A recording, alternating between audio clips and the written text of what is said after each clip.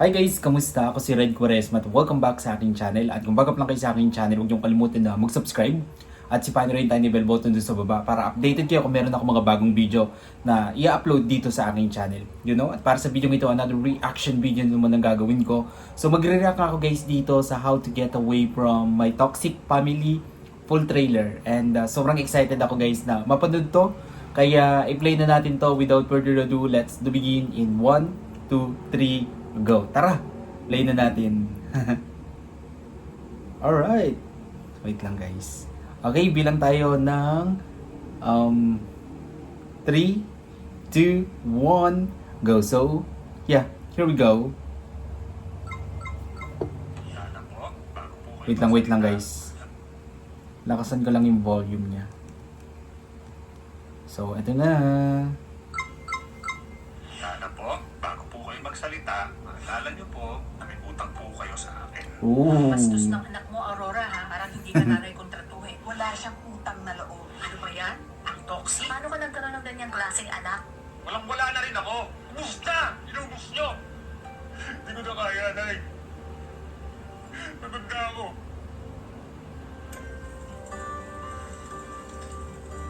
I think maraming makaka-relate dito. Wala pong pamilyang ligtas sa pagsubok at problema. Maging ang anak ng Diyos ay dumaan sa matinding hirap.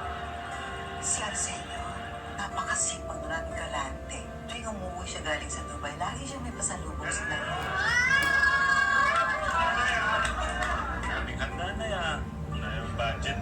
Bakit parang ang itim nung kay sa akin natin, di ba? Pinapinturahan na natin yan. Oo, inaanay na ba yung sahig?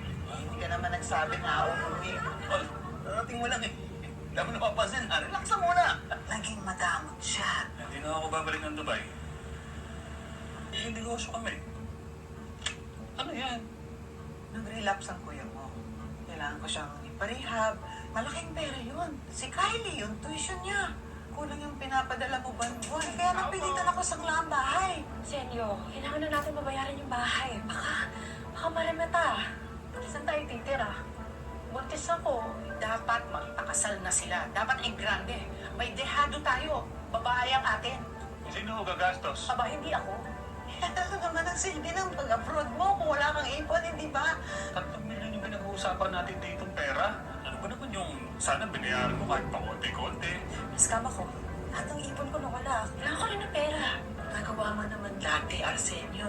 Hindi ba? Sa akin yun na inasa lahat. Oh my goodness. Kasi ba to? Alam mo, bayaran mo muna ang utang yan. Bayaran mo na ba? May pera ka para sa restaurant mo, pera para sa kapatid mo. Wala. Siya yung umutang ako magbabayad na eh. Walang kwenta kapatid na si Arsenio. Di ba kami pamilya? Anong tingin niya sa amin, ha? Mga walang kwentang basura. Mahal niyo ba talaga ako? Mahal ka namin, anak. Sino mahal? Oh my goodness. Wow, trailer pa lang pero sobrang ganda na ng flow ng kanyang story. And maraming Pilipino ang makaka-relate dito sa movie na ito. Lalong-lalo na yung mga breadwinner out there, makaka-relate sila dito sa movie na ito.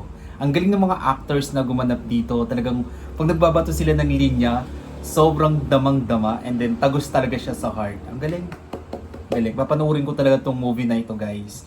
So, supportahan po natin ang gawang Pilipinong pelikula, How to Get Away from My Toxic Family.